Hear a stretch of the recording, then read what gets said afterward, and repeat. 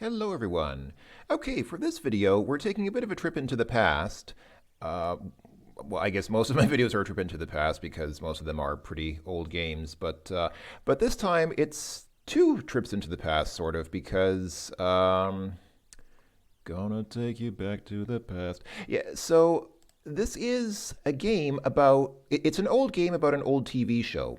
So I don't know how many of you folks remember the TV show called V. It's actually been, I think it's been rebooted a couple of times, and I think they made a couple of movies out of it as well. But anyway, there was an old TV show, not super old, I guess, what, like 80s was the original one, I think, called V. Which has nothing to do with V for Vendetta, by the way, the movie with Natalie Portman. That's something completely different. This V is about the lizard people. You know, that conspiracy that there are these lizard people who are actually controlling things, and it's kind of like that. Anyway, we'll talk more about the plot when we get into it. But anyway, the reason I wanted to highlight this is because this is a demo that was never actually finished. Some time ago, you might remember a few years ago, I featured Jen's Quest on this channel, which is another example of a great unfinished AGI game. And I thought, you know, I should do this because this is not a very well-known demo, and it's actually really good. I think it's actually quite. I don't know. I was reasonably impressed with the quality of this one. What I'm also impressed with is ScummVM. Now, those of you who don't know what ScummVM is, it started off as a way to emulate LucasArts adventures because Scum, S-C-U-M-M, scripting utility for, I think, Maniac Mansion was the first one because it started off with Maniac Mansion. It was LucasArts' system for making adventure games. But ScummVM, which started as a Scum emulator, has since become so much more. It's become really so much more than that. There are so many different game systems and games that it can emulate, and it does a really super good job of it. In this case, all that I had to do was point it at the directory with the files for this game. When I downloaded this game, it wouldn't run on my computer for whatever reason, who knows why. But ScummVM not only runs it perfectly, it even recognized which game it is. It correctly recognized this is V the Graphical Adventure Demo 2. This is the second demo, which is significantly longer than the first one that was released some years before this. That's pretty impressive. That means that somebody who wrote ScummVM actually went to the trouble of like surveying this game and making it work in ScummVM. I assume, unless maybe the name of the game is embedded somewhere in the game files, which is also possible, I guess. But anyway, ScummVM does a great job of running games like this. I'm just a little bit sore because it's named after the LucasArts system, because my loyalties have always been more with Sierra than with LucasArts. But I mean, I like Maniac Mansion as well and some other LucasArts games, so I guess it's okay. But this program does a really incredible job of emulating stuff like this. Let's go ahead and get started. Brainburst Interactive presents V, the Graphic Adventure, version 1.0, which is wrong. This is actually version 2.0. Written and designed by Chris Cromer and Ed Griffin and Björn Kahlenberg and Vonster die Monster. In the year 1983, the nations of Earth became aware of very large alien crafts heading towards the planet. I don't know if I should press enter here or what. I always have this problem that in sequences like this, it's not clear to me whether pressing enter will skip to the next text box or just skip the scene entirely. But I think I have to press enter here. Yes, I do.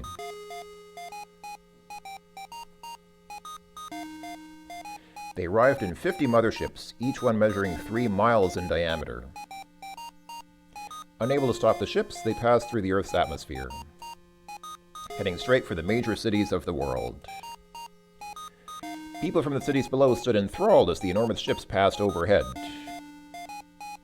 Those ships do not look like they're 3 miles large, or 3 miles wide. I mean, how big do you think this skyscraper is? I mean, it might be... If this ship is 3 miles wide, well, okay, it could be far away. It could be really far away. With no way to stop them and no idea what they wanted, the Earth collectively held its breath. That should not have an apostrophe in it, because this is a short form for it is, not the... Anyway.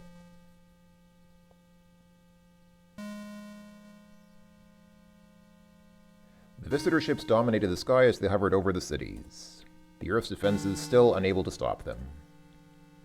But the ships began broadcasting a message in many different languages. The message said that the aliens came in peace. Yeah, right. They asked to speak to the Secretary General of the United Nations. A visitor ship positioned itself over the United Nations building, almost blocking out the night sky. Hand-picked people stood on top of the roof of the building, waiting anxiously to meet the mysterious aliens. The visitors, which it also don't have an apostrophe in it, sent an envoy to the United Nations building to meet with its Secretary General of the UN. The envoy consisted of a single shuttle. Wow, look at that animation! The visitor shuttle landed. I like this narration. It's kind of like Arnold Schwarzenegger narrating himself walking down a hill with a log. I'm still walking down the hill with the log. And the first alien to ever be seen publicly by the people of Earth stepped out. Hey, buddy, you're looking pretty cool there. How can I help you, partner? He called himself Commander John. Ooh, what a nice, normal Earth name. Commander John gave a rousing speech. He told the people of Earth that they were from a planet near the star that we call Sirius, and that they came only in peace, and that they desperately needed our help. The visitors positioned themselves on every street corner of LA with their impressive shuttlecrafts. Why only LA? I mean, LA is a big city, but why specifically Los Angeles? Also, I think that's this red is the color of the suit, but it kind of looks like this is a naked person. Shortly after this historical moment, strange things began to occur. Doctors and scientists suddenly began disappearing from one day to another. Ooh, suspicious. The truth about the visitors, however, was more cruel than anyone had possibly imagined. Mike Donovan, a cameraman skeptical of the visitors, managed to discover what their real intention was. They needed our water for the survival of their planet, and they needed us for food. Oh. Soylent Green is people. Donovan managed to get a videotape of the visitors when their true form was exposed, leading to a stunning discovery. The visitors were in fact intelligent reptilian creatures hiding behind human masks and bodysuits. He now had proof of their true nature, and he was intent on showing the world. It's kind of like a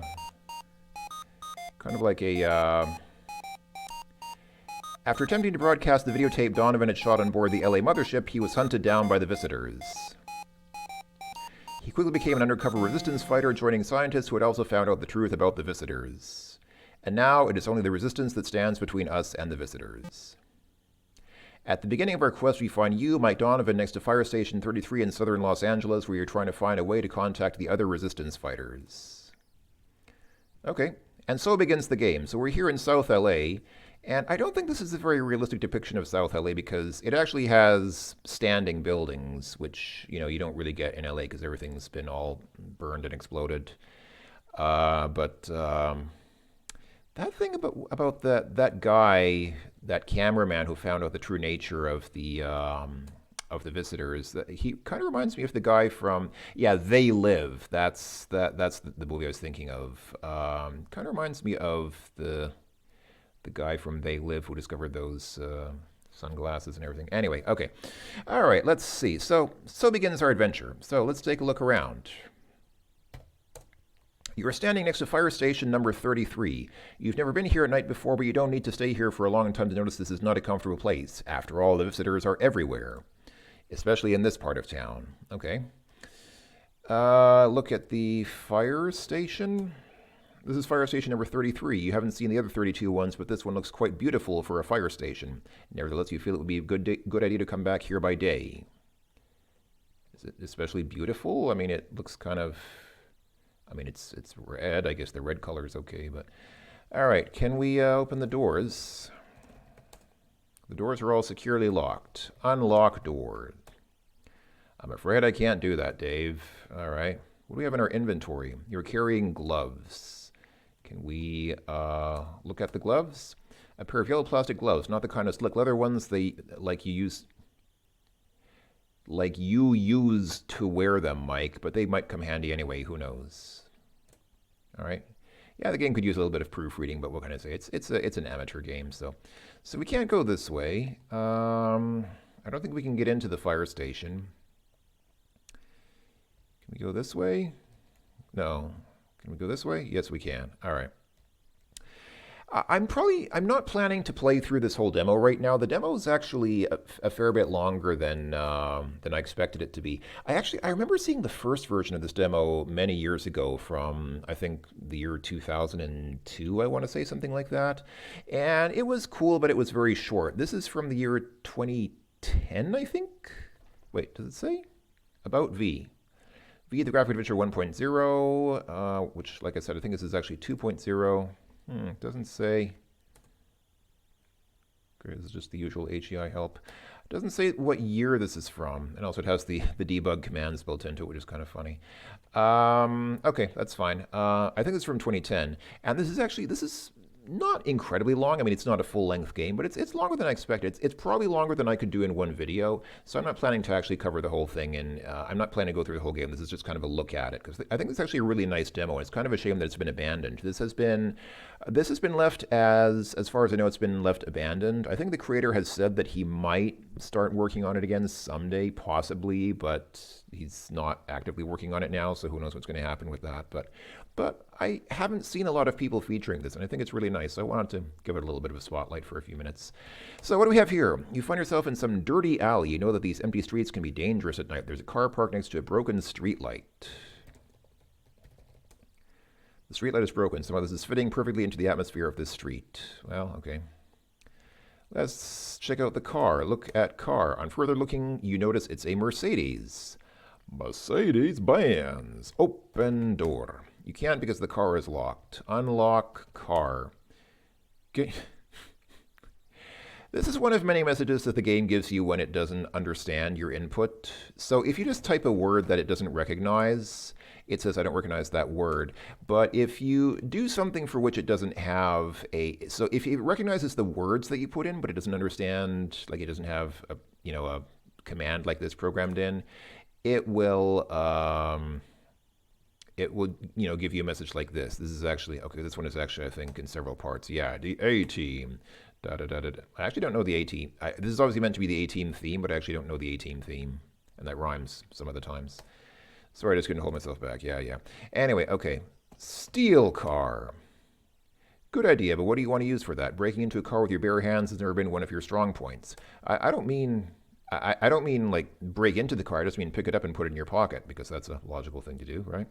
Okay, whatever. All right, we can't get into that car, it seems. All we have is those gloves. I don't think we can use the gloves. Well, we could try using the. If I say wear gloves, you don't need to wear them now. Okay. Yeah, I don't think we can get into that car. All right. Let's see. What about this this door here? Open door. You can't because. Yeah. I don't mean the car. I mean this. Yeah.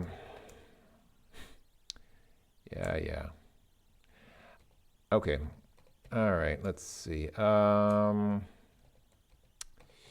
I think what we need to do here is, yeah, some wires are hanging around on the walls here. So we need to get the wires. A closer look at the wires reveals that they are all really not in use. You pull at them and manage to get about 20 inches of cable detached from the wall. Nice.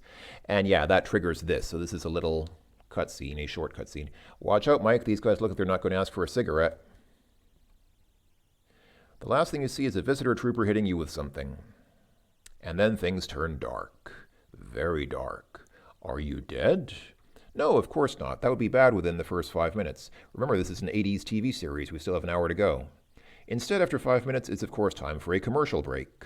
Just kidding. Anyway, it takes a long time until you regain consciousness. And we end up here. So that's something you can't really avoid. Well, I guess you can avoid it by not taking the wires, but then you can't proceed in the game. I also like ScummVM, by the way. I think I've mentioned this before. I like that it gives you a mouse. You can actually use mouse clickery in these old AGI games, which you couldn't do with the original versions. I mean, it's just really cool. I'm actually quite impressed with ScummVM overall. Anyway, let's take a look around. You are trapped inside a glass cage. You have no idea how you got here or how long you have been sleeping. Only one thing is certain. You will have to find a way out of here, Mike. That's not true. We don't have to find a way out of here. We can die here. There's no requirement that we have to get out of this cage. All right, let's see. Look at the cage. It's quite small. It seems made of very thin glass or glass-like material. The panels installed into it next to a door leading outside. Look at the door. See, glass door. There's no handle or anything else to open it directly. Open door. You're so smart, Mike. We all know the door must open. The question is how. All right, maybe it has something to do with this panel. Left of the door, you see a control panel, which obviously controls the door. Too bad the numerous buttons you can see only bear Syrian symbols. The panel itself seems to be made of metal. At the bottom of the panel, you can spot a small crack. Crack, you say? Smoke crack. I don't understand smoke. All right. Can we look in the crack? Very small crack is visible at the bottom of the control panel. Take crack. Okay. Yeah, the game's a little bit verbose sometimes in its denials of what you want to do. You know, I'm going to save here. I'm actually going to go ahead and, whoops, I forgot to delete these saves. It's a little bit of a spoiler there. I forgot to delete some of the saves that I was making while testing the game out. Sorry about that. I'll just say in cage. All right. So, push the panel. Sound okay, but come on, we can still improve on that. Pull panel. What do you think of the party so far? Break panel. Yeah. Push buttons. You press on the buttons in random order, nothing happens. Okay, so I guess a logical thing to do is to put the wire into the crack, because this is what you do with random electronics. If you see electronics anywhere in the world, just put a wire into them, and interesting and useful things will happen when you just randomly connect different points of an electronic circuit with a wire. Oh. Good idea, Mike. You managed to get the cable into a small crack in the panel, and then immediately electrocute yourself. Congratulations, that's the kind of hero the Resistance really needs. You are burned far beyond the crispiest barbecue ever barbecued. Your complexion is now way past what any suntan oil could ever manage. And you smell funny. Game over. Thank you for playing V. Better luck next time. I also like the, I kind of like this text that pops up when you die. It's kind of like, if you had any doubt that the game was over, that kind of removes all doubt. Now you know that the game is over. Okay, so this puzzle is not really too difficult in my opinion. Besides the cable, we have the gloves in our inventory. So what do you obviously, I mean, and these are like, well, they're not rubber gloves, they're plastic gloves, but I guess plastic is also an electrical insulator. So what do? Obviously, you wear the gloves. Okay, you now wear the gloves, which is also a clue that they're needed because the game wouldn't let us wear them before. Now we try it again, put wire in crack. Good idea, you managed to get the cable into a small crack in the panel and then short circuit the door opener. Not unclever for a B-movie star like you, Mike. The smoking remains of the wire are useless to you, so you leave them in the crack. Since you no longer need the gloves, you remove them from your hands. All right. And here we are. Free! Well, we're not really free yet, but we're maybe a little freer than we were before. The room you're in contains, in alphabetical order, a cage, a closet, a computer console, a table, a TV, a visitor banner, and you, Mike Donovan, Resistance Fighter, the good guy, superhero, wrong B-movie. All right, let's go through these things in order. So, okay, well, the cage we've already seen. We'll just look at that. Let's look at the closet. Is that this thing here? On further looking, you discover that what you mistook for a closet is indeed a bizarre electronic thing which does the exact thing a closet would do. Several compartments are built into it. Okay, open the closet. You can't open the closet itself. Try the different compartments instead. All right, open compartments. You try to open the various compartments with little luck. They all seem to be securely closed. Wait. As a last desperate act, you try the large compartment on top, and it gives. That might have been the first thing you could have tried, but okay. All right, let's look into the compartment. You can see a sturdy-looking crowbar in the compartment. Ooh, get crowbar. You reach into the compartment and grab the crowbar. A sturdy metal crowbar. These are some great graphics. Okay, all right, what else do we have in this room here? So we checked out the closet. There is a computer console. Let's look at the console here. I like the lights blinking on it, man. Those blinking lights are awesome. Look, console. A large computer console is located on the right side of the room. Lots of monitors can be seen. All the different controls look way too complicated for you at first sight. Okay, let's try a second sight. Look at console. Still too complicated. Push buttons. You press on the buttons in random order, nothing happens. Push more buttons. Push buttons again. Nothing happens. Okay. I don't think we can do anything with this. Can we kick the console? No. Okay. All right. What else do we have here? A table, a TV, and a visitor banner. Okay. Let's look at the table. The table looks quite red tonight. A visitor rifle is lying on the table. Hey, that's nice. Let's get the, is that this here? Yeah, let's get the rifle. Nice. The standard visitor rifle, just like you've seen them on TV. In the streets, of course. You have 0 shots left. All right. Looks kind of like a, I don't know if this is intentional, but it looks kind of like that box gun. What is it? What is it called? That is the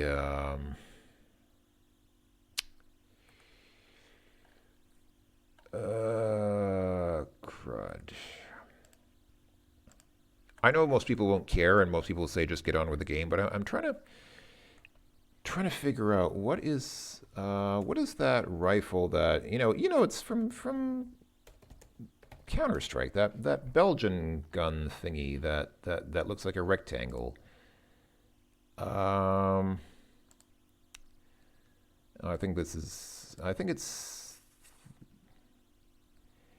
Is it the F2000? That doesn't look like what I'm thinking of, though. Well, it looks kind of like that. Like it has that weird sort of crazy rectangular shape, but I think the one that I'm thinking of is something different. I want to say the one I'm thinking of is a P90. Yes, it is. Sorry, P90. The FN P90 is what I'm thinking of. It reminds me a little bit of a P90, doesn't it? Just a little bit. Well, just because it's kind of rectangular, I guess. But anyway, sorry. I know most people don't care, but I was just curious. Anyway, okay. So we got that. Let's take a look at this. At this TV in the wall. The TV machine looks perfectly new. I wonder who says TV machine. That sounds like something an alien would say when trying to sound human. I like your TV machine. Get TV. The television said it's much too heavy for you to carry. Break TV. Okay. All right, and the other thing, I guess, is this sign on the wall. Look at sign. Wait, did it call it a banner? The banner bears the disgusting symbol of the visitors printed in black on red ground. I think you mean black on a red background. Let's take the banner. Nah, you wouldn't want a visitor banner in your pockets. These things were already hanging around everywhere. Burn banner. Okay, game doesn't understand. Let's get out of here and face certain death. All right. Well, we're in a hallway here. This looks like... Great observation there. Brilliant description, game. That's definitely one of the better descriptions I've seen. Okay, I guess I can't go this way. All right. Can we go this way? Yes, we can. All right, what do we have here? You are at the beginning of some corridor which leads to the west. A strange device sits in one corner of the room. You can also see a pile of shredded metal. Let's go ahead and save here. This sounds like a good time to save the game. Shredded metal. All right, let's see. So if we... Woo, what happened? Uh-oh, you didn't know that microwave alarm devices could be so darn effective. Okay, well, that looks like... Looks like it might have been somewhat fatal, actually. All right. I guess we need to do something about this machine here. So let's see. Can we look at that beam? Okay, the game doesn't understand beam, but look at the machine. The device looks menacing, although you can't tell exactly why. A small lid can be seen on one side. A green ray of light is emitting from the device. Open the lid. Okay. Okay, you. Whoops. Didn't mean to do that. And I'm not sure that lid is quite the right word for this. I describe this more as like a pan. Can I say open panel? Okay, fine. Have it your way. It's a lid. Sure, it's a lid if you want it to be. All right. Look at the lid. The lid you removed reveals a hole through which you can see the inner parts of the strange device. Look at inner parts. Look device. Look hole. There we go. Okay. Ooh, nice view. What do we have here? You're looking into a hole at the device. How complicated the stuff looks considering you're only a cameraman. Well, yeah, okay. You can make out. Oh, it's me, Mario. I can make out some kind of laser conductor. In the middle of a large circuit board, you have the impression that this is what keeps the device running. Okay, that has to be enough of an explanation for now, Mike. After all, we're still in an 80s TV series. All right, let's do the logical thing and break the circuit board. Get circuit board. Break conductor. With your bare hands? Come on, Mike, you're not that tough. It's been a long time without your workouts in the gym since the old Beastmaster days. Shoot conductor. Okay, I think this is just a generic response. I think the problem is we have no bullets. We have no rounds in the gun. All right, break conductor with crowbar. You managed to destroy the green conductor. Well done, Mike. All right, there we go. Now we can get out of that. Now we can walk over here and I guess look at this pile of shredded metal that's on the ground. Look in the pile. You can see all sorts of pieces of metal piled together. At first sight, you can't tell what exactly these things are. Get metal. You take a further look at the pile and discover different pieces of shredded metal, nothing of use. Hey, wait, there's something in there. You take a closer look and see some ammunition for visitor rifles. Ooh, ammunition. I wouldn't mind taking that. Now, the game has this weird bug where it doesn't recognize ammunition. I actually took a look at the game files. The words ammo and ammunition are both in the game's words.tok file, which means it should recognize these words. But for some reason, it is not recognizing them, and I have no idea why. I couldn't get ammo doesn't work. Get ammunition doesn't work, even though both of these should work according to the game files. So I didn't find any way around this other than cheating. So, in AGI games, if you press Alt-D, it gives you this, and then this, and now you can cheat by saying get object. It asks you for the object number.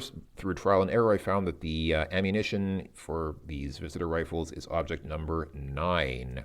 So now if we say see object, yeah, now we have the ammo. Ammunition for a visitor rifle. And you might have noticed when we looked at the rifle, it said we have 0 shots left. So let's do the logical thing and load the rifle. Okay, you load your gun with the ammo you just found. Now if you look at it, we have 3 shots. Okay, cool. And the ammo is gone, so those 3 shots will have to last us. All right, I will go ahead and save. Cheated some ammo. Sorry, I don't know any other way to get the ammo. All right, let's move on. So, oh, what's going on here? You see a larger room with a computer console in the middle of it. A strange-looking door is located in the north wall. I guess that's this. A corridor is leading to the left. And this guy just injected us. Only as the guard is standing right in front of you, you notice the syringe that he holds in his hands. A second later, you feel the pain of the injection.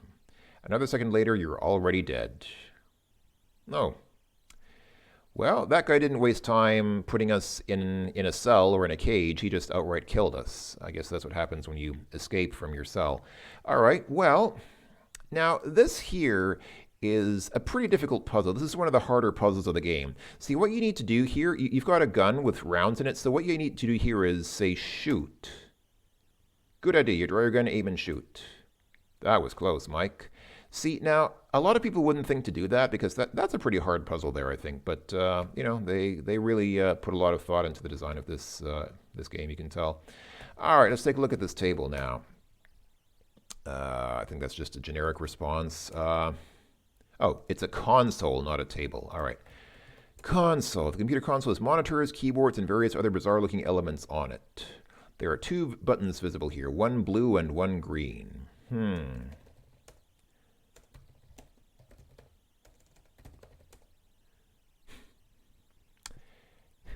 I like this. This is, of course, a reference to that famous line from Blade Runner, which was, I believe, subtitled this way, but in which the pronunciation of this last word is deviates somewhat from the word written here. Let's see. Can we look at the keyboard? Get a keyboard? All right. Let's look at the buttons. So we have a blue button and a green button. Let's just randomly push buttons. Push the blue button. You push the blue button, nothing happens. Push the green button, nothing happens. Okay. I actually don't know if these buttons do anything. Maybe they don't do anything at all. Let's do the logical thing here and search the dead body. Search the trooper's uniform and find a McDonovan gift token. Congratulations! Hey, we got a gift token. Check it out. Wow, a McDonovan gift token saying that you'll receive a big breakfast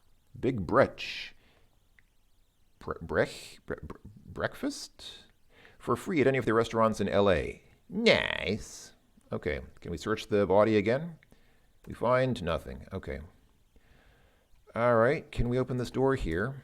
You try to open the door, but find that it is locked. What does this sign say? The sign contains a lot of Syrian symbols, none of which you can read. All right. Looks like we won't be going in there for a while. Can we come down here? Okay, there appears to be an elevator here with another panel next to it. Look at the panel. Too bad you haven't got a wire left. Yes, winky face. Push buttons. Push button. Push panel. Doesn't want to do anything with... hey. Maybe it was not a good idea to get caught by the guards. Once again, the last thing you see is a guard hitting you with something. By this time, you are dead. Whoopsie daisy. Okay. All right. Well, I think that's a pretty good start for an introduction to this demo. Like I said, I think this is really cool. I mean, I'm fairly impressed with the amount of work that went into this. I mean, obviously, a lot of work has gone into this, and I find it kind of a shame that it was never finished. Like I said, it's certainly not as long as a full-length adventure game, but there's obviously a lot that's been done here, and I feel like it would have been a good idea to finish this. But I understand, when you start working in projects like this, either you lose motivation, or something comes up, or you just kind of run out of creativity and you can't figure out how to finish it, and just kind of lies around for years and years, and then you say, well, heck with it, I'm not going back to that now. So I get it. I mean, I know it happens, but yeah, this is actually quite a nice little demo, and I wanted to show it off, like I said, just because I think it deserves a little bit of attention, a little bit of praise for what it's achieved with what it is. So anyway, this has been a look at the second version of the demo for V, the Graphic Adventure. Thanks for watching, everyone, and I will see you next time for more awesome games just like this. Bye-bye for now.